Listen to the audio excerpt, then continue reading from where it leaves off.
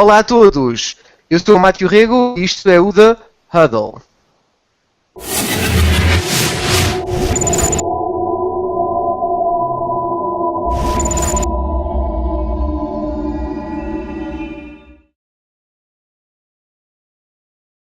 Olá a todos mais uma vez, bem-vindos a um episódio de The Huddle, desta vez não com o André, que infelizmente está, coitadinho, está doente, os tempos não estão bons para as questões de doenças. No entanto, eu outra vez a apresentar o programa, uma tarefa sempre delicada. Em todo o caso, tenho o prazer de ter comigo um grande fã, vocês já perceberam que eu sou um grande fã dos Patriots, e outro grande fã dos Patriots que já não víamos há algum tempo no programa, é o Pedro Nuno Silva. Olá, Pedro. Olá, gente. Boa noite. E por outro lado, temos boa noite. E temos por outro lado uma figura também já conhecida e habitual do programa, que hoje até vem personalizado, como podem ver pelo hoodie, a famosa equipa do Hugo Teles, os Packers. Hugo, tudo bem? Olá, boa noite pessoal. Olá, tudo bem? Ok, e portanto cá estamos nós para uma semana após portanto, a avaliação do Divisional Round, um Divisional Round particularmente interessante este ano, e já se fala em grandes clássicos, e obviamente queremos um pouco saber qual é a opinião dos nossos comentadores sobre estes jogos, e vamos começar talvez com aquele que mais fez vibrar, ou um dos que mais fez vibrar, e eu sei que certamente o Pedro acompanhará a minha opinião nessa matéria, que foi o jogo entre os Ravens at Patriots. Pedro, Ravens, um adversário difícil, não é? É tão difícil como eu, a meio do jogo, ter mandado uma bocazita a alguns nas nossas tertúlias do blog a dizer, bom, lá vem o 1-3 a caminho de registros de vitórias dos Ravens em Foxborough. Portanto, a coisa esteve bastante difícil para os Patriots, não é? 2 vezes a perder por 14. A primeira vez ainda achava que recuperava, mas a segunda já achava que era bastante difícil recuperar. E ao ponto de eu achar que, de facto, o jogo mais difícil dos Patriots até ao Super Bowl foi este Divisional Round, como eu já esperava. E de facto não foi nada fácil. A verdade é que Brady e Belichick tiveram que tirar da cartola uma série de truques e tricks, não é? Plays. E não foi só a história do Julian Edelman. Também andaram lá e inventaram uns frontlines diferentes, que deixaram o John Harbaugh perfeitamente possesso, e a argumentar que aquelas formações e aquelas substituições no front 5 ou front 4 da linha ofensiva eram ilegais, pelos vistos não eram. Aprendi umas coisas novas, portanto não sei se vocês detalharam o problema, não é? Portanto eles puseram nas primeiras linhas da linha ofensiva jogadores que normalmente são jogadores elegíveis para receber. No caso era aquele tight end com um nome absolutamente indescritível, que eu não vou me atrever sequer a dizer, e o Shane Vereen, que é o running back, que foi colocado numa posição de qualquer coisa como right guard ou left guard, não interessa. E o John Harbaugh ficou completamente confuso, ao ponto de fazer um disparate que foi entrar por dentro do campo, em vez de pedir um time-out para tentar ajustar a defesa, entrou dentro do campo e com isso levou uma penalização de 15 jardas, portanto deu 15 jardas graças ao Belichick. Mas foi um jogo complicado, muito bonito, em que para mim o melhor jogador, eu vou dizer uma coisa um bocado escandalosa, foi Joe Flacco. Acho que foi o homem que complicou a vida tremendamente aos Patriots e fez um grande jogo, apesar das 2 interseções. São 2 interseções, a segunda é absolutamente inevitável, porque é um risco que ele tem que tomar, tem que fazer aquela jogada. Mas foi um grande jogo. Foi o jogo que eu esperava que fosse, de facto. Foi um grande jogo e uma grande vitória dos Patriots, que demonstram que, de facto, são os mais fortes da AFC. Absolutamente, não tenho dúvidas nenhumas. Obrigado, Pedro. Hugo, então olhamos para este jogo, e até parecia, não é, que pelo comentário do Pedro, que tudo estava a correr mal até o intervalo. O que é que fez a diferença, no fundo, para os Patriots conseguirem sacar a vitória? Sim, os Patriots sacaram a vitória depois daquilo que o Pedro diz, começarem a fazer jogadas diferentes daquilo que estão a fazer. Fizeram aquela tal tricky play, que o passe do do Edelman para o Amendola dar a touchdown, ninguém estava à espera. Eleger possíveis receivers e depois eles não iam para receber a bola. Eles até, se uma pessoa tiver a ver as repetições, eles avisavam os árbitros que não eram um receiver e recuavam até no campo, até se via eles a recuarem no campo. Aquilo as jogadas foi mesmo tricky plays, porque ninguém estava à espera que um jogador como um tight end ou um running back automaticamente ele ficava ali ou estático ou paralisado ou até vinha mesmo para trás e o receiver, o defesa que estava ali para o corner, ou o linebacker estava ali para defender, via-o e ficava ali estático, nem sabia o que é que havia de fazer, se ia marcar outro, se não ia. Aí foi o ponto de viragem no jogo. Há uma coisa que eu não concordo com o Pedro, foi o melhor jogador. Eu gostei muito do Forsett. Acho que o Forsett principalmente a primeira parte, teve fantástico. Ele entrava em todos os tackles, comia jardas e jardas e jardas aos Patriots. Acho que os Ravens jogaram muito bem, surpreenderam-me. Nós no nosso blog estávamos a comentar isso. Eu fiquei muito surpreso com o jogo dos Ravens. Acho que jogaram muito, muito bem. Agora, já sabe, é preciso aquela ponta de sorte. Os Patriots tiveram aquela sorte. Acho que o Flacco na segunda interseção podia ainda ter evitado. Ele ainda tinha 1 minuto e 40, ainda tinham dois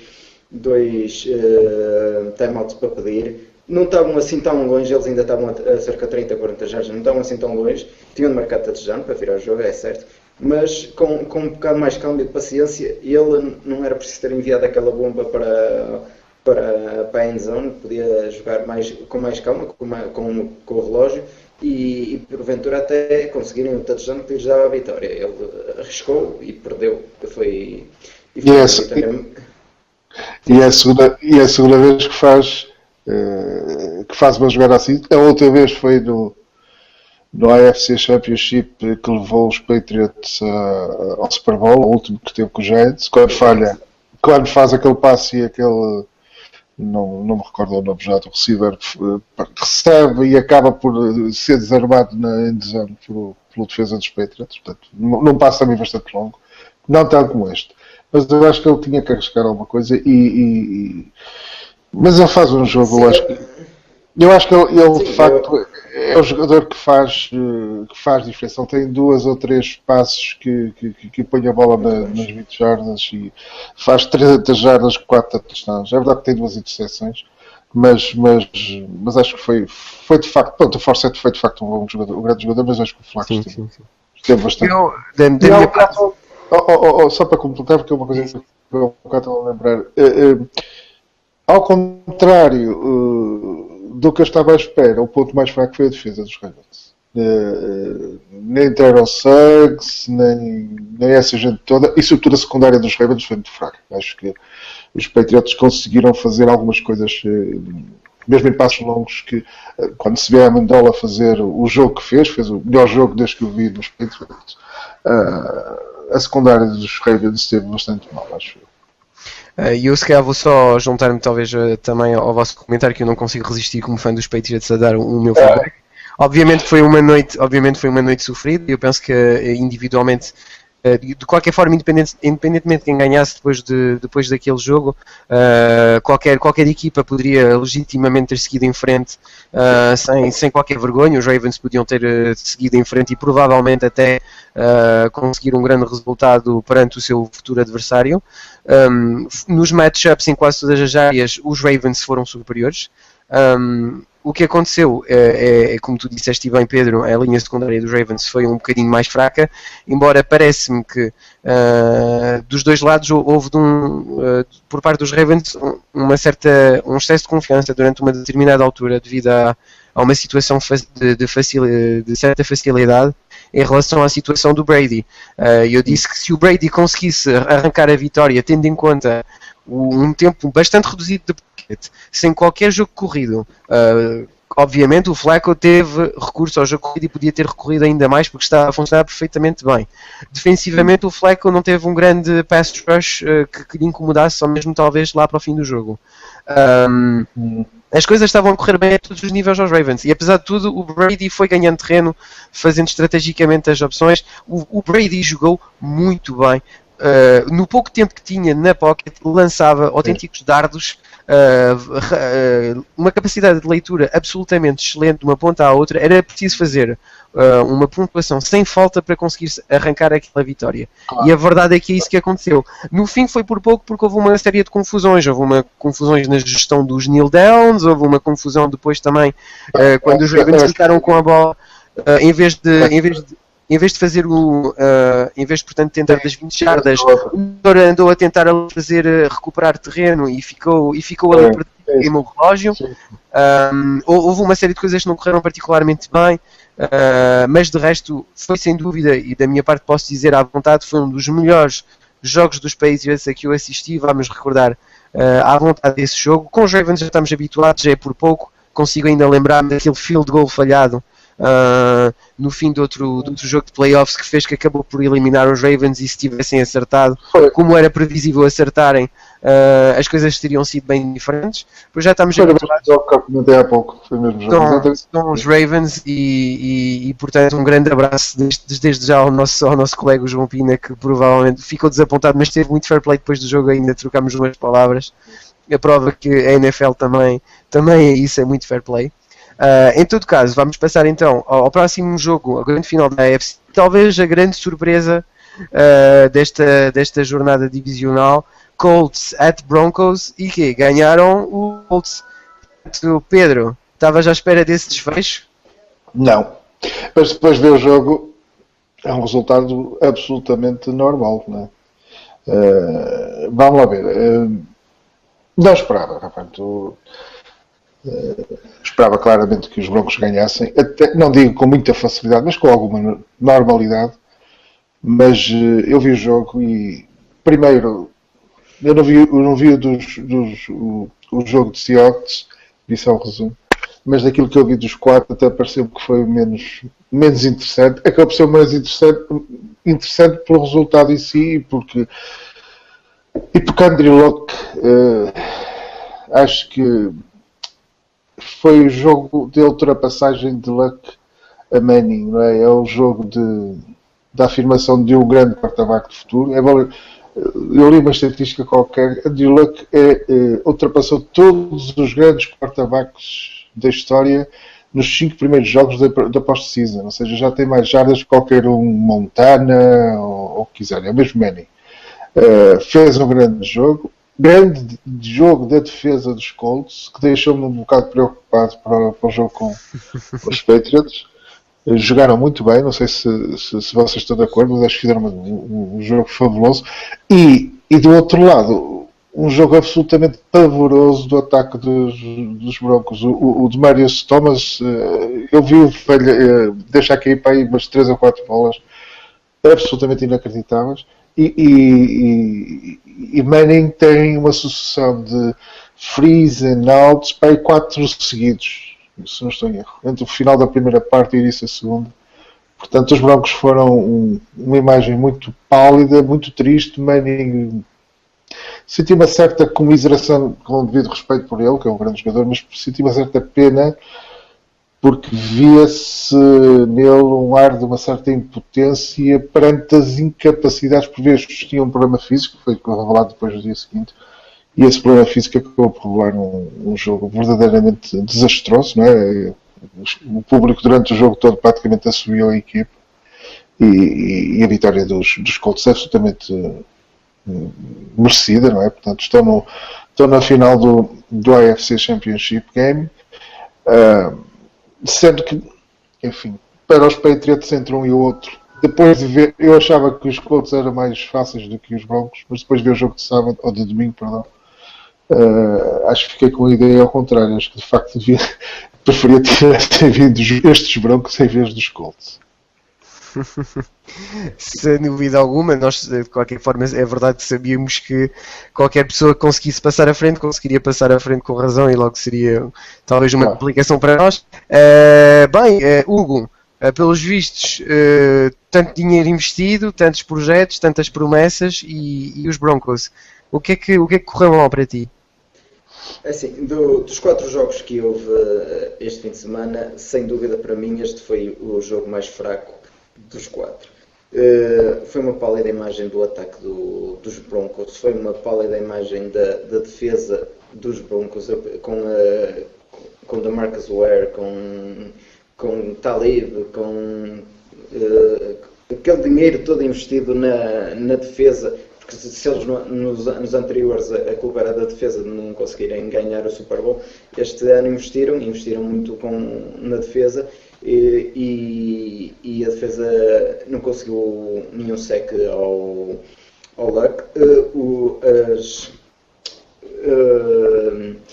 As interseções que o Luck tem são autênticos punts, ele quase que alivia a bola para longe, não são aquelas interseções que se vê que é mesmo os defesas que conseguem interceptar a bola e não é aqueles são balões para o ar e se conseguisse o receiver receber a bola conseguisse, se não conseguisse também ficavam longe da end zone os Broncos e é assim, não foi um jogo muito, muito bem jogado por ambas as equipas. O Luck teve bem, teve calmo,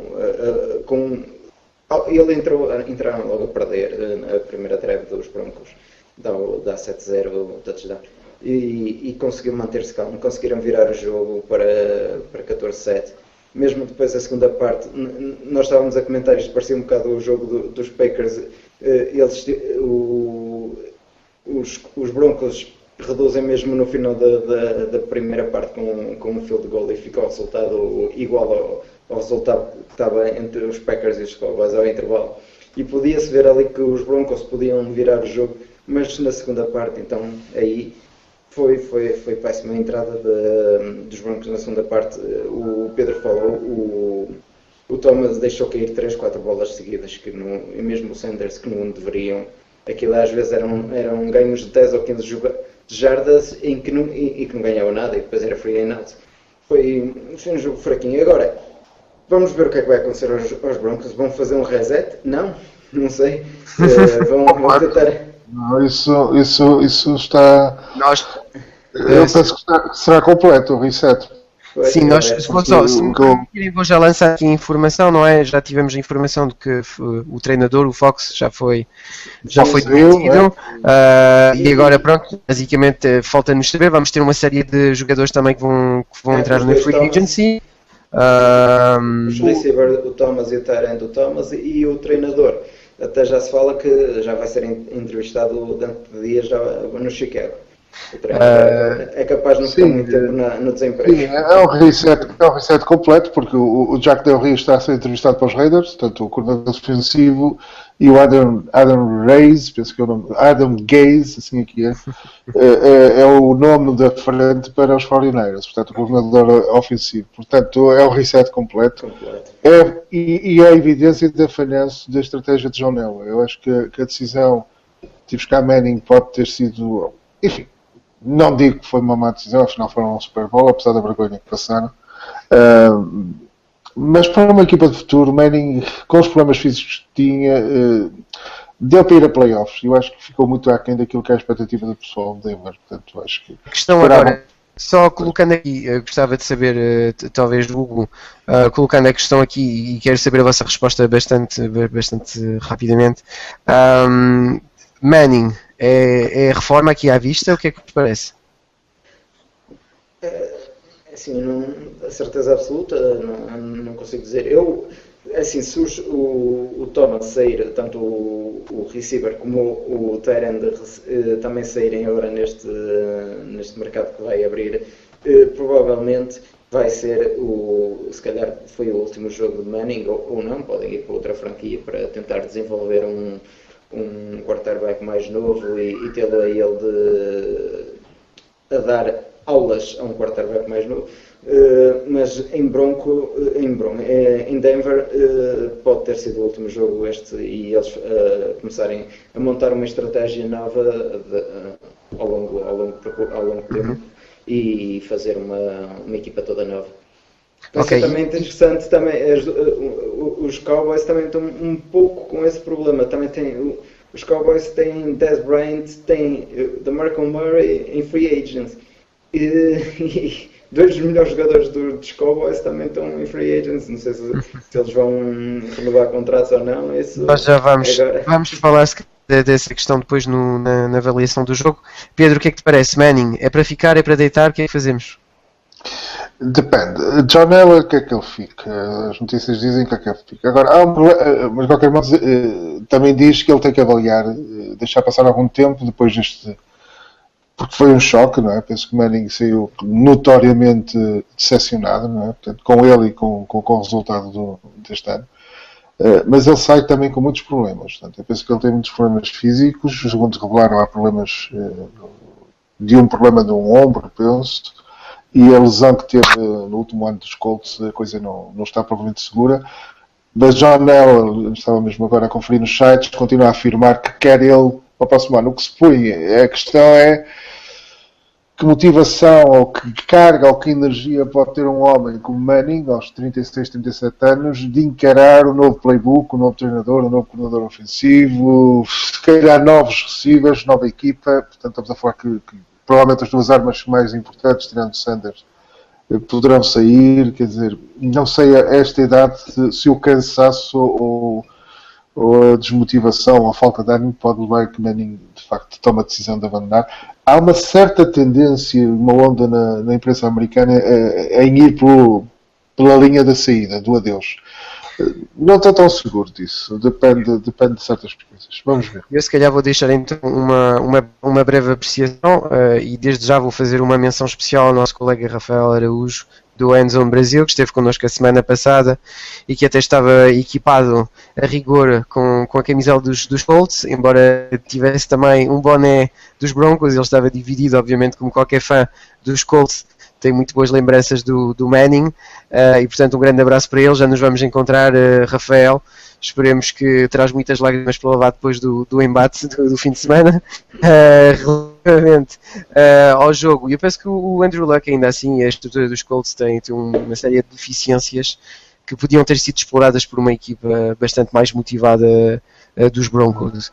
Acontece que a equipa dos Broncos foi absolutamente incompreensível, e mais do que a questão do Manning. O Manning já foi referido, teve problemas de simplesmente não acertar, demasiada pressão na bola, irem completamente fora do sítio. Faltava ali faísca, faltava ali interesse. Foi o anti-Brady quase na própria postura, pareceu-me. As pessoas disseram que estava desanimado, etc. Eu não sei, eu já estou sinceramente, fico sempre um bocadinho perplexo com a atitude do Manning em certos jogos de playoffs que não se encontra na temporada. Não se consegue entender essa realidade. Uma outra menção, obviamente, é a questão da defesa. Quer dizer, como é que com uma DL daquelas, uma offensive line daquelas, o Andrew Luck não foi minimamente incomodado durante o jogo?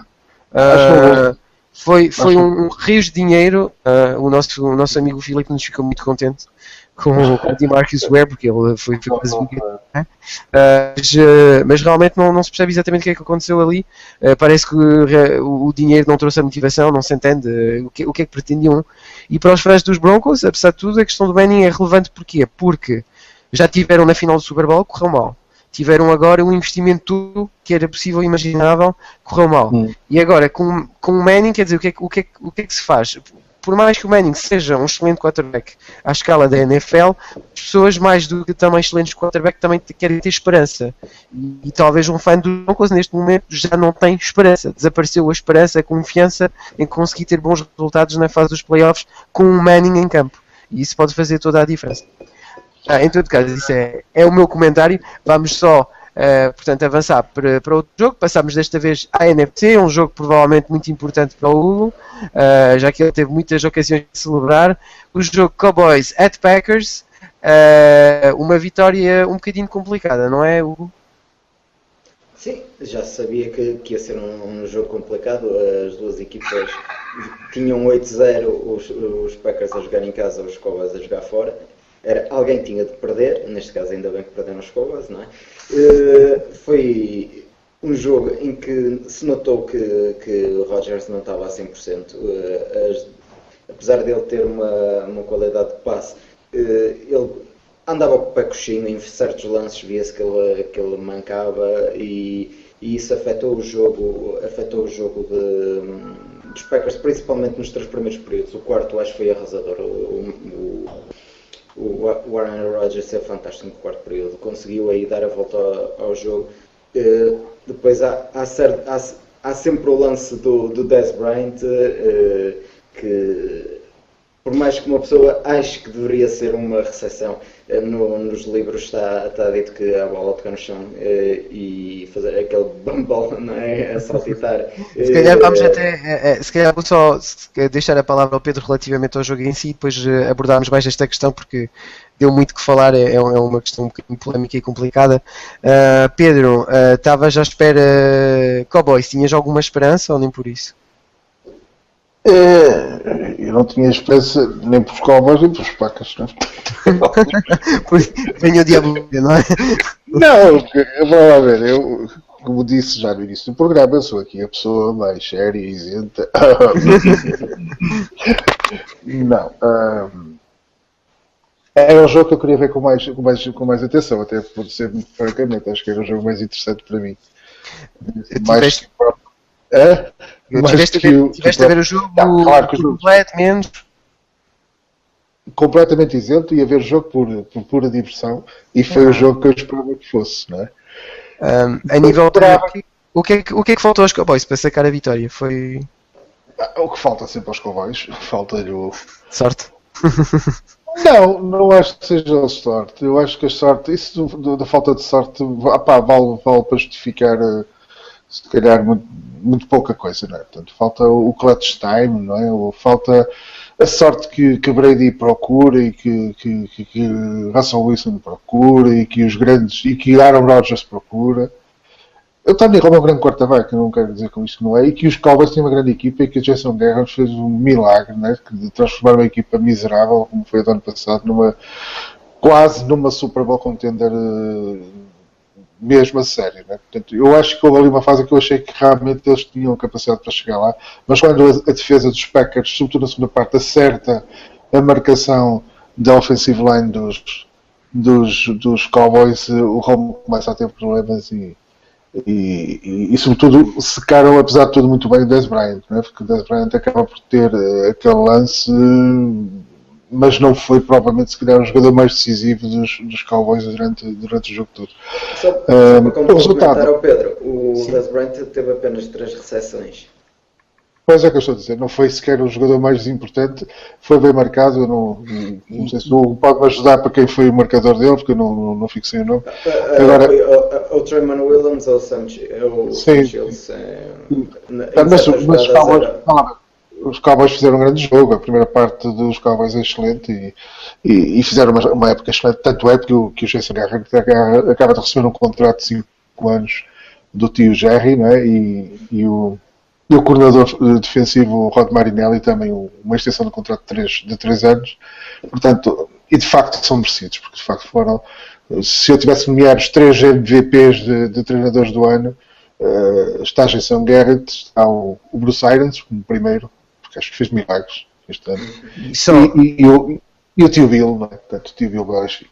Portanto, os Packers ganharam bem. Acho que ganharam bem. A polémica é a polémica que é, mas como dizem os americanos, o que está escrito no livro, aquilo é um incomplete pass, o processo tem que estar completo até ao fim. É uma regra estúpida naquele caso, não se deve aplicar. Ou seja, é aplicada e bem aplicada, só que naquele caso fica estúpido. Mas enfim, é o que é.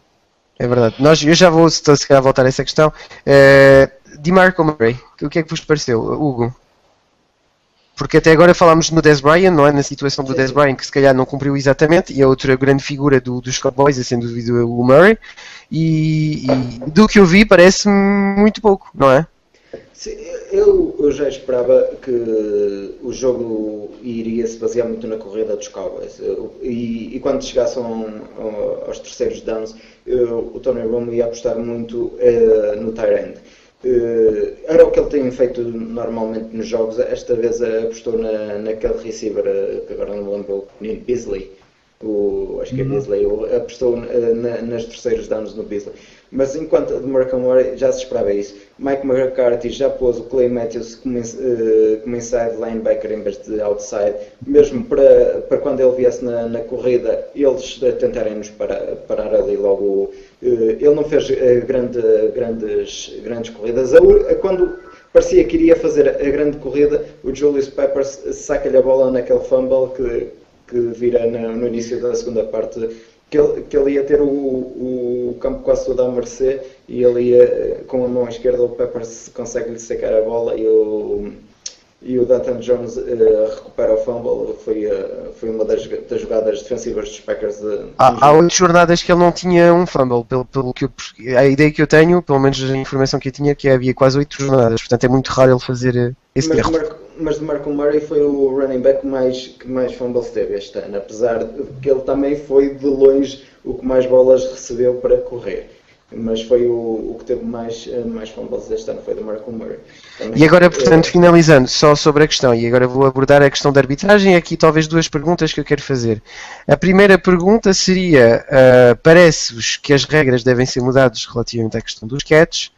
E a segunda pergunta é se vocês acham que esse lance e a decisão desse lance foi decisiva ao decorrer do jogo ou se os Packers iam vencer na mesma. Pedro, o que é que te parece? Eu não tenho... Eu não sei se a regra deve ser mudada. A regra em si... Nós, só colocando aqui uma questão, talvez a polémica que foi maior relativamente a essa matéria, é o famoso football gesture, não é? Portanto, tem que haver um movimento futebolístico na apanha da bola. Se não há aquela intencionalidade futebolística, se calhar não dá. E, portanto, é isso que também fez falar toda a gente, é que parecia, quem leu o parágrafo da regra é talvez a parte mais ambígua da coisa. Só para situar, não é, Pedro? Eu sei. Em todo caso, o problema... Eu acho que aqui o Dez Bryant quis fazer mais do que o que... Quer dizer, eu entendo. Sim, eu entendo Pedro? a posição dele. Estás-me a ouvir? Sim, já estamos a ouvir. Ok. O que eu estou a dizer, o Dez Bryant quis fazer mais do que calhar, e se calhar com alguma autoridade, que era chegar ao touchdown naquela jogada.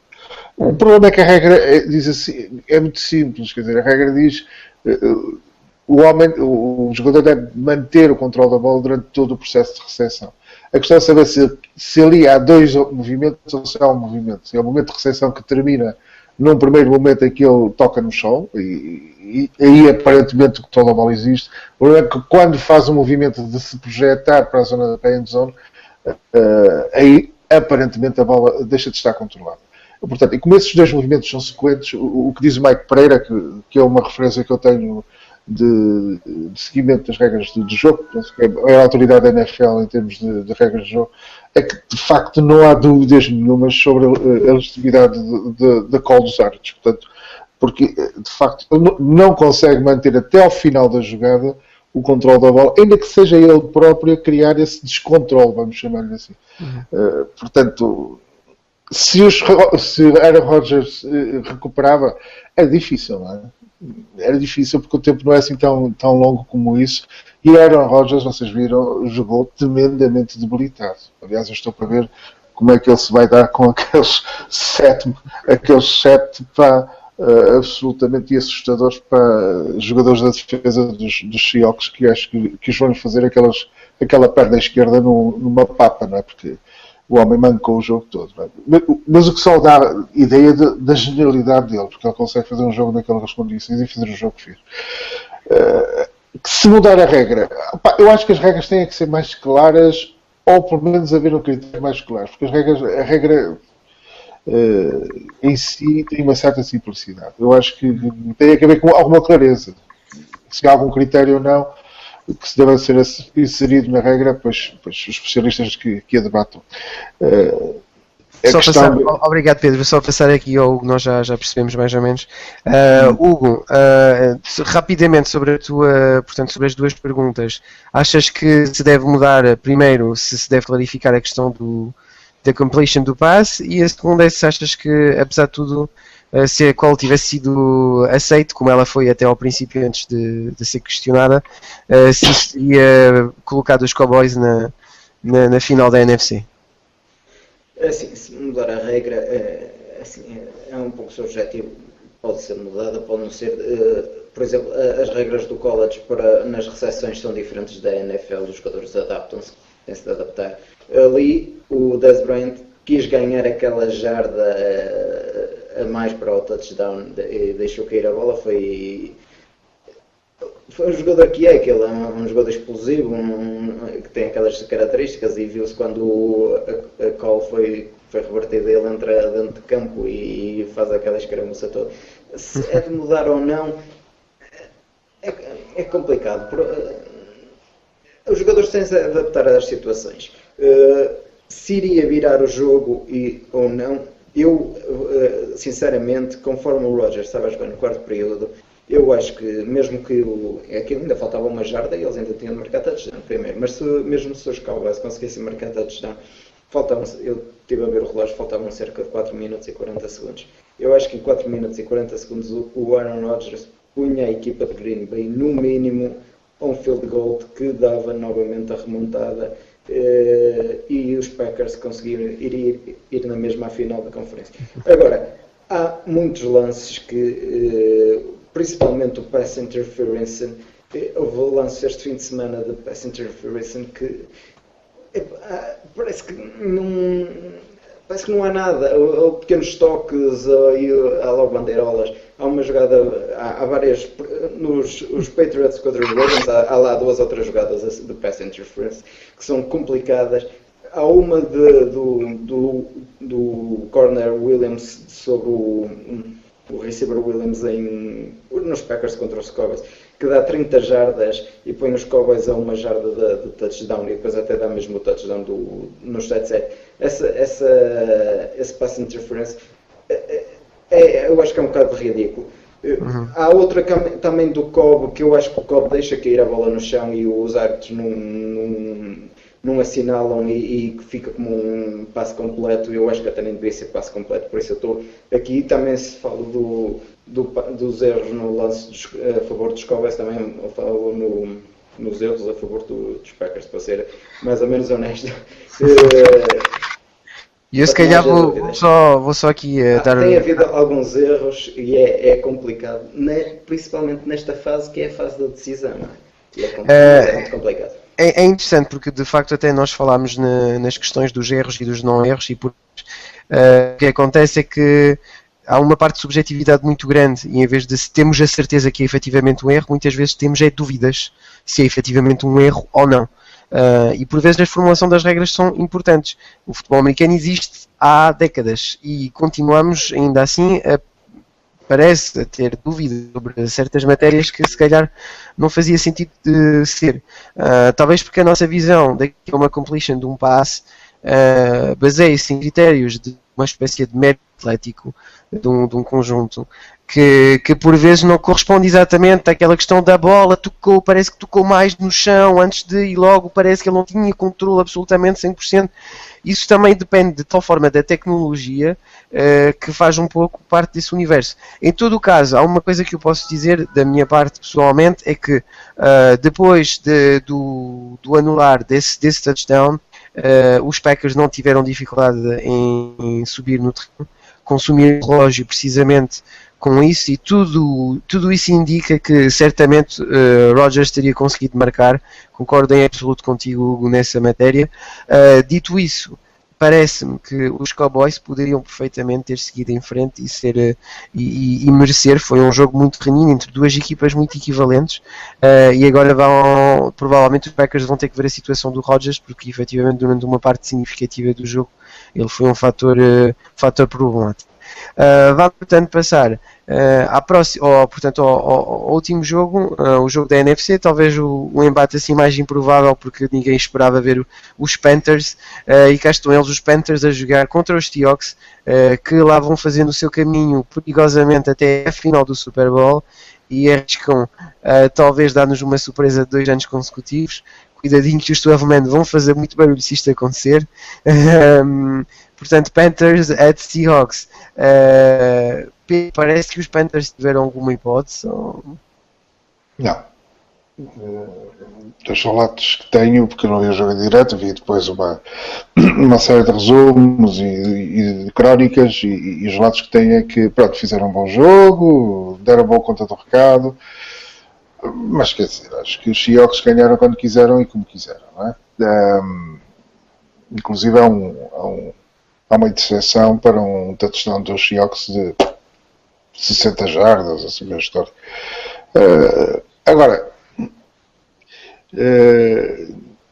houve a meio da época uma inversão da opinião que eu tinha de que este ano era vermos quem é que ia ao Super Bowl com os Seahawks.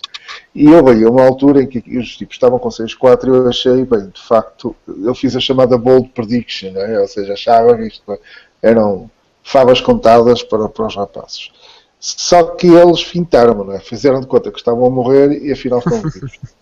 E o que parece que eu tinha como instinto no início da época, de facto, que este ano era saber quem é que ia ao Super Bowl com os Seahawks, parece que era a previsão certa, com todo o respeito pelo meu amigo Teles, não é? Porque ainda tenho que jogar com os Packers. Mas a verdade é que eu acho que se alguém está com a corda toda para ir ao Super Bowl na NFC são os Seahawks, e vendo o jogo deles, isso tudo porque estão outra vez com a defesa no não tanto o ataque. O ataque eu acho que eles têm a sorte de ter um quarterback fantástico, não é? Como o Russell Wilson, que resolve tudo e mais alguma coisa, e terem o running back que não gosta de entrevistas, mas que corre e é uma verdadeira besta a correr, como o Marshall Lynch. Mas depois tem uma defesa. Eu outro dia estive a ver o nome dos 7, sobretudo dos linebackers para trás. Aquilo, cada um é pior que o outro, no bom sentido, como é óbvio, né? De facto, os Seahawks neste momento são os super favoritos para o Super Bowl, para chegar ao Super Bowl e para ganhar o Super Bowl. Se calhar, Matia, à custa dos nossos Patriots, que se arriscam a perderem a quarta Super Bowl. Espero eu que esteja enganado, como é óbvio, mas espero eu, mas arrisco de facto que os Seahawks estão fortíssimos. Os Panthers fizeram uma boa época, na pior divisão do ano, mas fizeram uma boa época. Eles fizeram 5 jogos seguidos a vencer, tirando depois este que perderam, óbvio, mas fizeram uma boa época, apesar de tudo. Não esperavam lá chegar, perderam com quem tinham que perder, e acho que de facto que temos outra vez o Peter Carroll e os rapazes dele todos bem animados para chegar ao Super Bowl. Ainda mais com um handicap que a grande arma do Packers é o Rodgers. Eu acho que vai ser muito difícil o Rodgers, nas condições que está frente àquela defesa, conseguir levar os Packers ao Super Bowl. Vamos só então passar. O Hugo, não sei se estás aqui connosco. Estou. Ok, tivemos talvez uma pequena aqui. Se calhar. Sim, quanto ao jogo, até foi um jogo mais interessante do que eu estava à espera. Pensei que ia ser um domínio absoluto dos Seahawks frente aos Panthers, mas não foi muito bem assim. Principalmente os 3 primeiros períodos até foi bastante equilibrado. A defesa dos Panthers conseguia parar muitas vezes o ataque dos Seahawks. O Marshall Lynch correu muito pouco aquela frente defensiva, e os linebackers pararam muito bem o Lynch a correr. Porque as principais armas dos Seahawks não são os receivers. Desta vez nos trouxe um terreno novo, o Wilson, mas é sobretudo o Russell Wilson a correr e o Marshall Lynch a correr. E os Panthers tinham bem o livro estudado, o jogo estudado, e conseguiram muitas vezes parar o ataque dos Seahawks. O resultado era um resultado 14-7, mais ou menos. Depois no último período aquilo arrancou fortíssimo e os Seahawks partiram para a vitória. Mas, sinceramente... O que é que faltou aos Panthers para chegarem a pelo menos ter a possibilidade de vencer esse jogo? Sobretudo calma. O Cam Newton não pareceu calmo no jogo. Ele tinha muito pouco tempo para pensar. É verdade, os Seahawks fazem uma pressão fantástica a nível defensivo e às vezes os passes, a primeira interseção para o Sherman, o passe nem no sentido do receiver vai. Foi uma interseção facílima. A interseção que o Pedro falou há bocado não foi de 60 jardas, mas foi de 90 jardas. O Cam Chancellor faz a interseção de 90. Ganhei-me no número, ganhei o número ao contrário. Foi de 90 jardas, o que quer dizer que eles estavam a perder 21-7 e caso marcassem um touchdown ali, não, estavam a perder 21-7, não, 21-10. E caso marcassem ali um touchdown ficava 21-17 e o jogo, acho que era 21, e ali o jogo virou, ali foi o ponto final no jogo, foi a interseção do Cam Chancellor. Foi o jogador da linha defensiva que eu mais gostei nos Seahawks, não foi o Sherman, não foi o Earl Thomas, o que tanto faz. Acho que ele tem ali no final da primeira parte mesmo ali 2 ou 3 saltos para tentar parar aquele gol que foram absolutamente geniais. Um deles parou, mas depois teve um rough into the kicker que foi convertido numa falta. Foi um jogador tem um atleticismo só parando um bocadinho nessa questão. É verdade que nós esta semana tivemos 2 jogadas um bocadinho atípicas. A primeira mencionámos um pouco, ela é bonita, mas também não vale a pena falar muito, que é a jogada de quarterback do Edelman, a surpreender toda a gente e a fazer se calhar uma coisa que poderia-se fazer mais vezes. Esta jogada aqui do Cam a passar por cima da linha, a saltar por cima, parece que é uma opção que deve ser seriamente considerada e treinada para ter algum resultado, ou será que vai sempre acabar numa penalidade qualquer? Não, sinceramente até é uma coisa que pode ser pensada e estudada e seria efetuada com sucesso. Ele não pode tocar depois no kicker, se não tocar, tudo bem. Agora a linha defensiva tem que estar mais atenta, não podem deixar 3 vezes deixá-lo saltar. Basta estar que se ponha ou de pé ou que faça um bloqueio qualquer que não o deixe saltar, porque eles são todos ali aganchados, não é? Para não deixarem passar os defesas. Tem de haver ali alguém que se ponha ao caminho para não o deixar saltar, não é? Por assim, ao mesmo tempo seria preciso o quê? Algum deles se levantar? Sim, fazer um bloqueio, não o deixar saltar, basta não o deixar saltar. A jogada é muito simples, ele pode fazer aquilo, ele não pode se apoiar num colega de equipa para saltar. Eu também já andei a ver essa regra, se ele poder fazer aquilo com normalidade, pode, desde que seja ele a saltar sozinho, não pode ter um apoio de um colega de equipa para poder saltar por cima porque muitas vezes para eles há certas jogadas que eles tentam bloquear a bola no ar, em que se apoiam num colega e conseguem dar um salto ainda mais alto e esticar depois os braços e conseguem às vezes bloquear a bola. Isso é proibido, mas esta jogada mostra um atleticismo fantástico do Cam e foi um grande jogador, para mim foi o melhor jogador do jogo. Sem dúvida. Obrigado, Hugo. Pedro, não sei se tens alguma coisa a acrescentar sobre essa matéria, ou muito brevemente.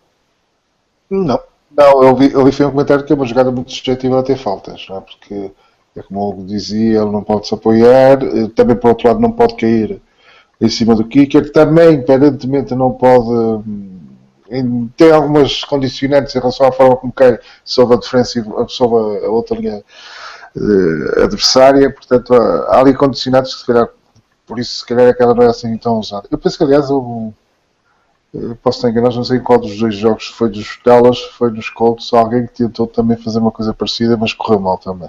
Foi no colega da equipe. Acho que foi nos Colts. Foi nos Colts, eu acho que também aconteceu com os Rams, acho eu, esta temporada. Não. Mas foi mesmo este fim de semana, acho que foi um dos Colts. Sim, exatamente, na sequência desse, efetivamente, na sequência desse jogo, depois houve houve essa tentativa. E o Arthur anulou, por isso que também lá uma falta qualquer. Eu acho que é um trick play como outro qualquer. Eu gostei mais do trick play dos Patriots e mais do que a do Edelman da baralhação que o Belichick fez lá na linha da frente em 3 jogadas que deixou o Harbaugh completamente desatinado. Foi uma trick play com resultados efetivos, ao contrário da trick dos Seahawks. As duas, porque quer o Edelman, que deu um touchdown fantástico, né?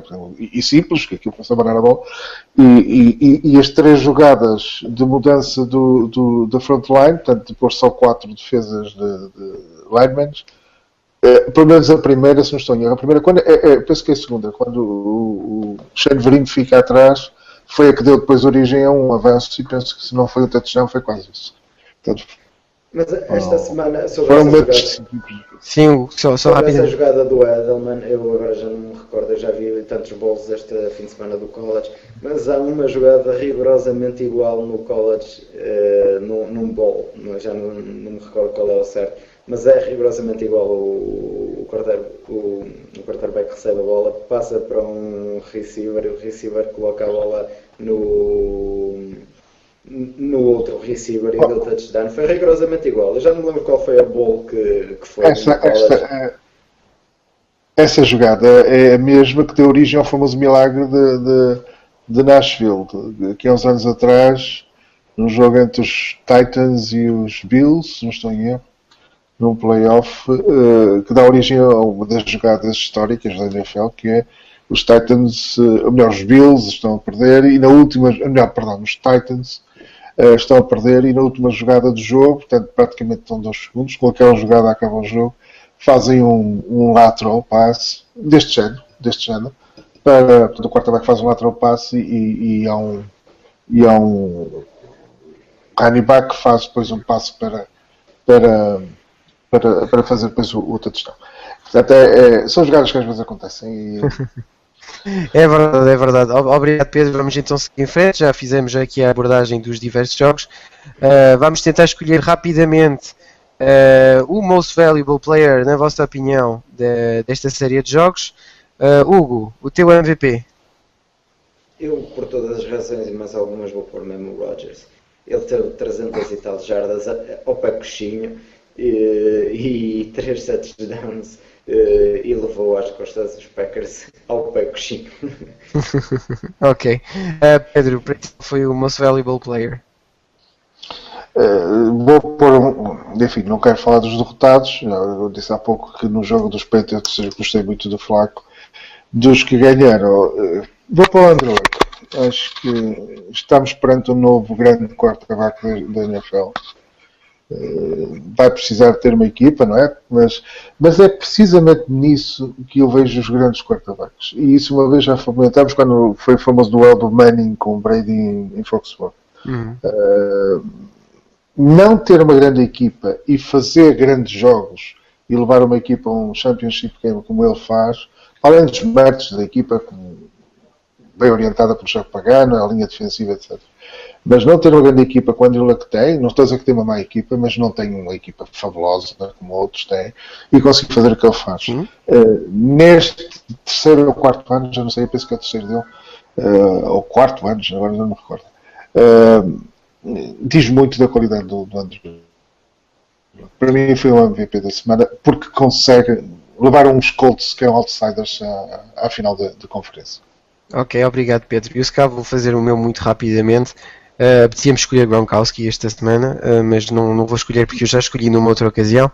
E vou dar um bocadinho de consideração. Apesar de tudo, nunca escolhi como MVP, acho eu. Se eu estiver errado e alguém estiver muito atento aos da Huddle, não hesitem em comentar. Mas eu vou escolher o Brady, porque o Brady não teve a vida facilitada de forma alguma. Eu quando vejo um quarterback sem opções de jogo corrido, eu penso, meu Deus, tornam-se de uma previsibilidade absolutamente fenomenal, está tudo ainda sabendo que o passe é o único recurso que tem efetivamente, conseguem fazer um grande jogo, conseguem não só fazer um grande jogo, como para de uma posição de desfavor, para a volta ao jogo, desse todo fato de previsibilidade, e para mim foi uma prestação do Brady 5 estrelas. Muito sinceramente, se jogou e se a equipa como jogou Portanto, depois da situação de 14-0, é preocupado com este jogo. Isso é, portanto, para mim o meu MVP é o Brady. Portanto, vamos passar então. Desta vez o jogo da próxima semana está intimamente ligado à nossa pergunta. Já passaram muitos da Huddle, efetivamente. Portanto, os jogos da próxima semana vão permitir saber quem vão ser as nossas escolhas para o Super Bowl. Portanto, Hugo, vamos começar com o primeiro duelo. Vamos ter Patriots contra Colts. Tu escolhes quem? Porquê? Assim, eu já há alguns adults que temos feito, eu diria que quem tem a vantagem em casa tem todas a vantagem para chegar à final do Super Bowl, e neste caso os Patriots. Eu ainda penso naquela derrota que os Packers tiveram contra os Bills, que não, com essa derrota não jogam em Lambeau este fim de semana e vão ter de jogar em Seattle. Porque era muito diferente jogar em Seattle ou jogar em Lambeau. Neste caso, eu acho que os Patriots a jogar em casa, se não me recordo, eles já venceram este ano os Colts e foi quando foi aquela grande prestação do Gray. Venceram e por bastante. Foi a prestação do Gray com 4 touchdowns, não foi? Foi nesse jogo, se bem me recordo. Eu não percebo porque é que o Belichick não aposta mais nesse running back, até fez um grande jogo nessa vitória. Não percebo, não consigo perceber. Desde o incidente do despertador. Sim. Depois voltou a ser amor dos dois, não é? Mas acho que os Patriots têm todas as vantagem mais alguma do meu ponto de vista, têm a melhor equipa, têm melhores soluções, jogam em casa e têm a vantagem para chegar ao Super Bowl. Obrigado, Hugo. Pedro, rapidamente, com uma justificação, obviamente, da tua parte, Patriots Colts, quem ganha? De uma forma muito isenta. Vamos ver. Eu não tenho os registros dos Patriots do Belichick da post-season, mas é uma coisa bárbara, tipo... tem que somar as derrotas com os Ravens, praticamente são poucas mais existem, portanto, na post-season, digo eu. E em Foxborough. Há outra com os Jets, acho eu, não é? Há uma com os Jets, depois há com os Ravens, acho que não há como ninguém. Acho que não há como ninguém. São 3. Acho que são 3 derrotas na post-season em Foxborough. Obviamente que são os Patriots, portanto, os grandes favoritos. Outra coisa que não seja os Patriots ir ao Super Bowl com os Colts, ainda por cima, com todo o respeito pelos Colts e pelo Andrew Luck, mas acho que não tem o fator casa aqui é tão arrasador, e Belichick e Tom Brady vão ganhar, quer dizer, acho. E eu, de facto, o grande jogo, a grande dificuldade para eles era este jogo com os Ravens. Acho que era a equipa que eles mais temiam, e essa foi ultrapassada. Posso engolir sapos todos que quiseres no próximo domingo, mas acho que eles vão ganhar. Vamos estar aqui para dar a cara se acontecer. O meu pronóstico da minha parte nesse embate será obviamente a vitória dos Patriots. Parece-me que os Colts são uma equipa que encaixam bem no nosso estilo de jogo, já estamos habituados a poder dar resposta. Parece que a nossa linha secundária tem mais capacidade em aproveitar por vezes as certas imaturidades do Luck, apesar de ser um excelente quarterback, e não vou retirar isso de forma alguma da lista. E aquilo que foi válido durante a época regular parece-me que pode perfeitamente voltar a acontecer. Esperemos é que o Darrell Revis tenha um jogo melhorzinho, não é? Porque ele fez 2 asneiras este fim de semana, quase que nos valeu. Atenção, não vamos começar a falar de arbitragem, mas também houve não, pareceu. Estou a falar das asneiras do Darrell Revis que não foram. Uma delas tirou-nos uma bola que estava dentro da linha de uma jarda depois daquele fumble do Flaco, por causa de um absurdo holding no indivíduo, mas enfim. Eu sei, atenção, porque isto é uma jogada polémica e eu considero que aquele holding é um bocadinho puxado. Para mim é uma mãozita, pá, não é nada, não é nada. Eu também, há que entender, e nós voltamos sistematicamente a falar a verdade. Aquela frase, a famosa frase do let them play, e eu sinceramente não sei como é possível ser um jogador de linha secundária hoje em dia, porque tem que defender e ao mesmo tempo não podem fazer nada. Isto é um desporto. Mas eu já vi deixar passar holdings dessas e ninguém reparou e ninguém disse nada, mas em todo caso mas às vezes bem. Eu só digo uma coisa, porque é que eu acho que os Patriots ganham? Porque para Colts, com o nível que têm hoje, ainda que tenham o underlock, chegarem a Foxborough e ganharem, precisam de um arsenal de soluções contra os Patriots que os Patriots têm facilmente contra eles. E sobretudo porque eu acho que, como alguém dizia na transmissão do jogo, estamos perante a melhor defesa dos Patriots em muitos anos. Em muitos anos. Apesar de podermos ter alguns problemas de vez em quando, mas é a melhor defesa dos Patriots em muitos anos. Não chega para ganhar o Super Bowl, estou convencido disso, mas posso me enganar, mas penso que não chega. Mas é a melhor defesa da AFC de longe e portanto penso que vai ganhar facilmente. Ok, vamos então passar ao segundo embate.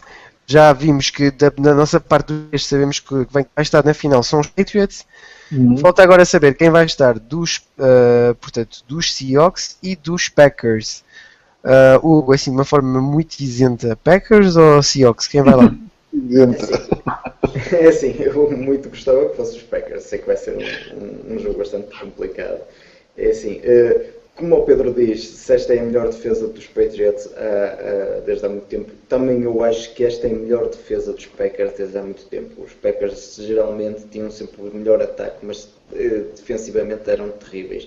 Acho que esta mudança do Clay Matthews a colocá-lo no meio deu alguma segurança, principalmente contra o jogo corrido. Agora, os running backs e mesmo os quarterbacks, tipo o Kaepernick e tipo o Wilson, que corriam jardas e jardas contra os Packers, agora já não acontece. O fator de desequilíbrio, pelo que eu já estive a ver algumas coisas, o corner do outro lado do Sherman, não é o Sherman, mas o outro, acho que está lesionado, não sei, está em dúvida. Pode ser aí uma das grandes vantagens. Ele já não jogou contra os Panthers. O Kelvin Benjamin teve 2 ou 3 ganhos sobre esse corner que podem ser explorados pelo Rodgers.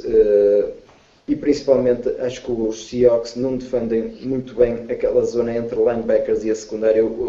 Apesar de serem grandes jogadores, eu acho que eles deixam muitas vezes os tight ends ganhar muitas jardas. Se o Rodgers conseguir o Corliss ou o outro Rodgers, o tight end, e conseguir toda a gente pensa num Jordan Nelson e num Randall Cobb quando se olha para os Packers. Se ele conseguir pô-los a jogar e mesmo assim e colocar sobretudo aqueles que ninguém pensa, tipo esta semana o Davante Adams, o rookie de Fresno, teve um jogo fantástico contra os Cowboys, foi o melhor jogo do ano, que marcou um touchdown fantástico. Se ele conseguir colocar aquelas armas que não são visíveis face à defesa, os Packers podem ter aí uma hipótese. Acho que os Seahawks também a jogar em casa e com aquele arsenal de armas defensivas que eles têm, são favoritos, no meu ponto de vista são favoritos a vencer o jogo. Espero que os Packers consigam contrariar, mas da tua parte então... Acho que os Seahawks são favoritos. Seahawks, ok. Portanto, a tua final seria Patriots-Seahawks. Vamos passar para o Pedro, após este momento de grande realismo aqui do Hugo. Parece-te que vais dar razão ao seu palco ou ao seu coração. Packers ou Seahawks?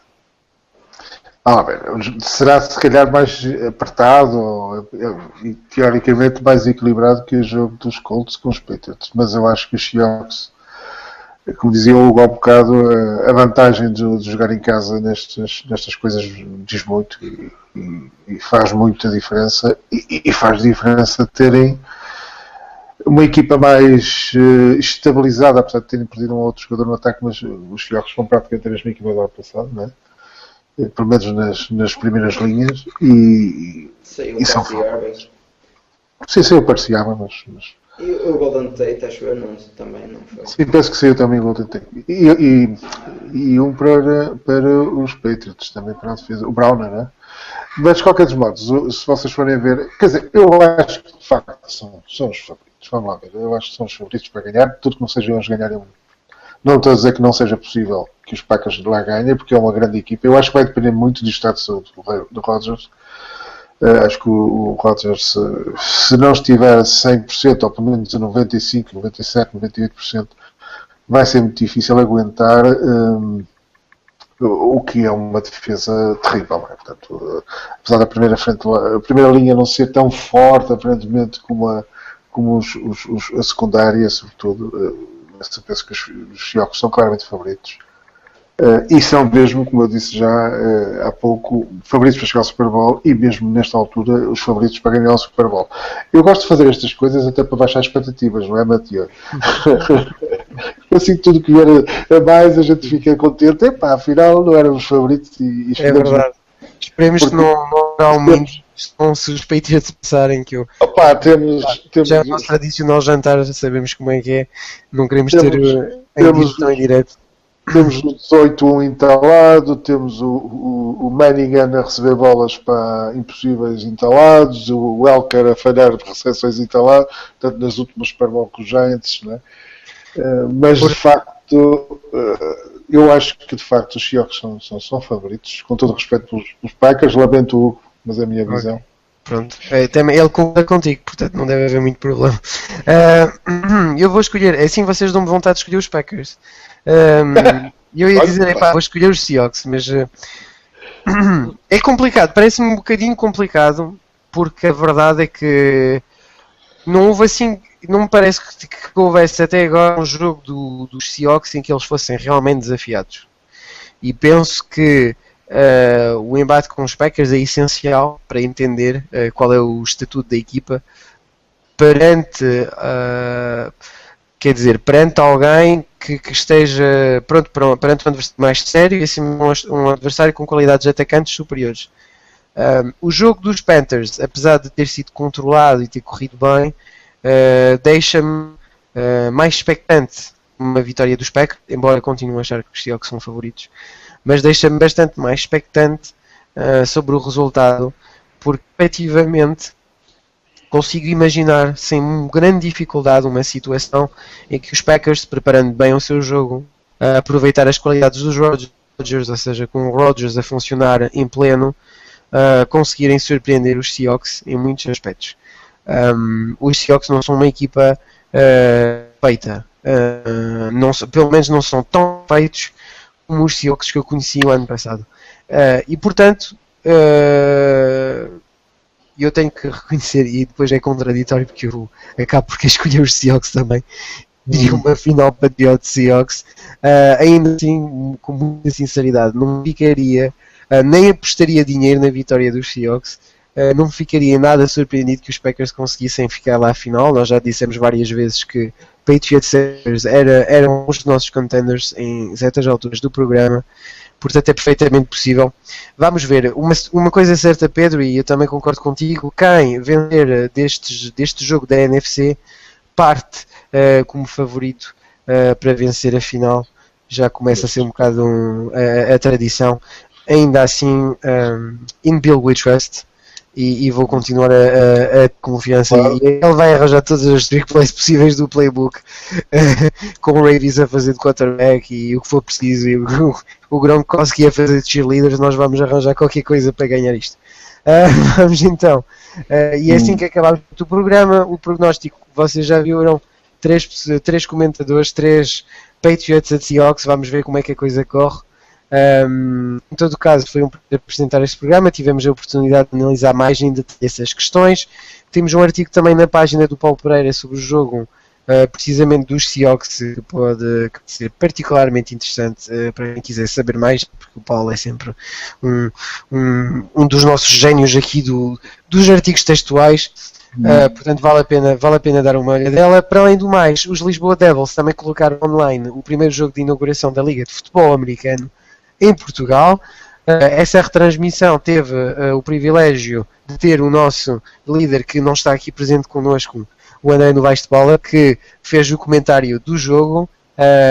Portanto, se vocês quiserem ver, tanto é disponível no YouTube, na página dos Devils, como também podem ver no perfil Facebook. Não devem ter grande dificuldade em aceder ao vídeo. Eu pessoalmente vi foi um arranque interessante e estamos muito empolgados com essa coisa das novidades.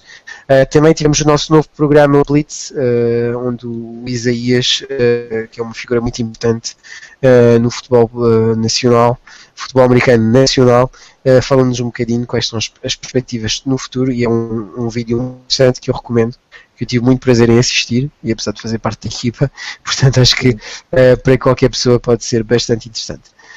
Finalizamos então, portanto, o nosso programa. Desejamos a todos aqueles que ainda estão nos playoffs umas vitórias, grandes jogos. Cá nós, os 3 comentadores, vamos estar muito ansiosos a ver as nossas equipas e estaremos, obviamente, na próxima semana para comentar esses 2 jogos e com a perspectiva do Super Bowl.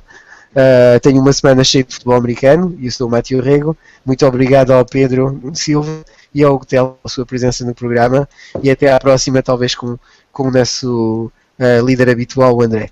Tchau, fiquem. Até à próxima. Tchau, tchau.